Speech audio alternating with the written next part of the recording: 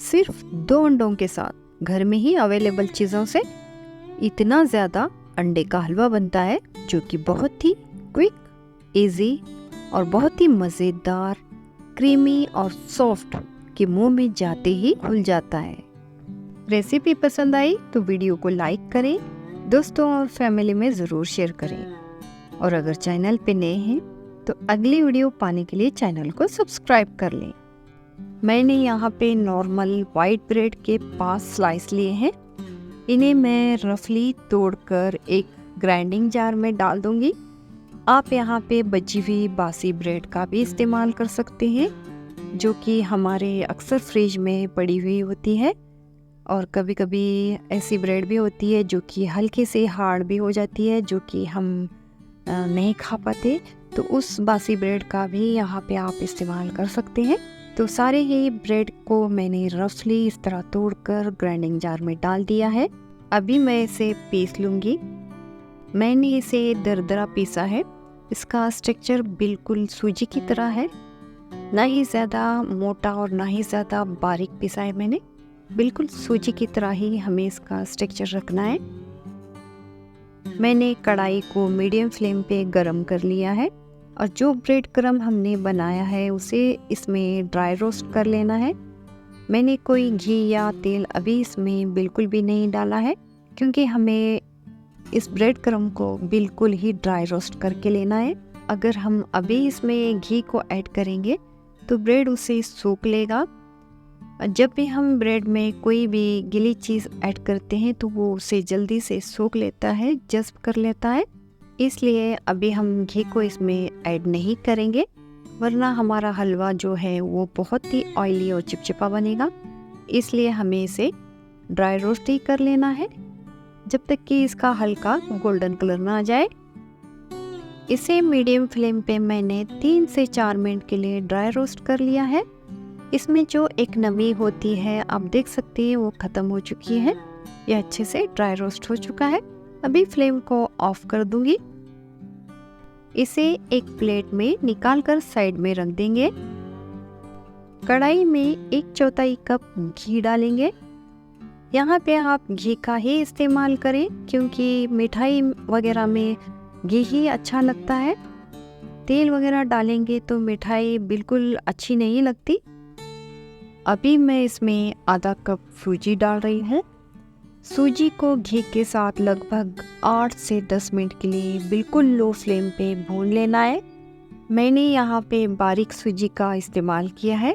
अगर आपकी सूजी हल्की मोटी है तो आप उसे ग्राइंडिंग जार में डालकर पल्स पे बस 1-2 बार चला लें। घी के साथ सूजी को जितना हम लो फ्लेम पे भुनेंगे हलवे का उतना ही ज़बरदस्त टेस्ट आएगा।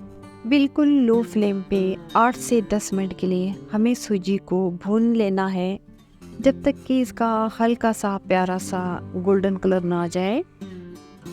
सूजी का अच्छा सा प्यारा सा गोल्डन कलर आ चुका है। ये अच्छे से भून चुकी है। मैंने इसे सिर्फ 7 से 8 मिनट के लिए लो फ्लेम पे भून लिया है। सूजी के अच्छे से भुन जाने की ये भी एक पहचान होती है कि सूजी में हल्के हल्के बबल्स आने लगते हैं और घी सेपरेट हो जाता है और इसमें बहुत ही बढ़िया खुशबू आने लगती है।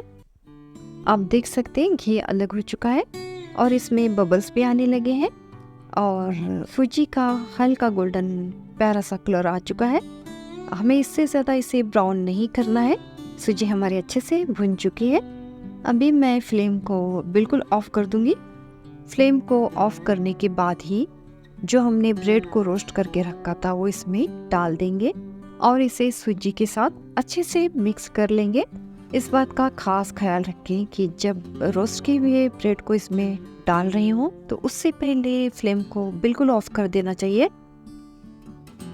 दोनों चीज़ों को अच्छे से मिक्स कर लेने के बाद इसे साइड में रख देंगे ठंडा होने के लिए। जब तक ये ठंडा हो जाता है, रूम टेम्परेचर पे आ जाता है, तब तक हम दूसरी तैयारी कर लेते हैं। एक बाउल में मैं 2 अंडे ले रही हूँ। अंडों को मैं 1 बाय 1 करके बाउल में ऐड कर रही हूँ क्योंकि अंडे फ्रिज में रखे हुए होते हैं तो चेक करके लें कि कहीं कोई अंडा ख़राब ना हो। इसमें मैं 1 कप दूध ऐड कर रही हूँ। यहाँ पे मैंने मेजरिंग कप का इस्तेमाल किया है। आप घर की किसी 1 कटोरी या 1 कप का यहाँ पे मेजरिंग के लिए इस्तेमाल कर सकते हैं। 1 कप भर के मैं यहाँ पे पिसी हुई चीनी का इस्तेमाल कर रही हूँ। आप जितना मीठा खाना पसंद करते हैं उस हिसाब से चीनी को बढ़ा भी सकते हैं। 3 इलायची के बीजों को मैंने चीनी के साथ पीस लिया है, इसे भी ऐड कर देंगे। यहाँ पे मैं 1 table spoon milk powder add कर रही हूँ। ये ना हो तो आप इसके जगह जो घर की मलाई होती है वो भी ऐड कर सकते हैं, या फिर आप दोनों ही स्किप कर सकते हैं। अभी इन चीज़ों को अच्छे से मिक्स कर लेंगे जब तक पिसी हुई चीनी और अंडों की जर्दी अच्छे से बीट ना हो जाए। इन सब को मिक्स करते रहना है। ये अच्छे से बीट हो चुका है। इसके बाद मैं इसमें 1/4 चम्मच ऑरेंज फूड कलर ऐड कर रही हूँ। इससे हलवे का कलर अंडे की जर्दी वाला आ जाएगा और दिखने में बड़ा ही खूबसूरत दिखेगा। आप इसे स्किप भी कर सकते हैं। आप देख सकते हैं इसका कितना प्यारा सा कलर आ गया है। अभी इसे हमने सूजी और ब्रेड को रोस्ट करके रखा था उसमें ऐड कर देंगे।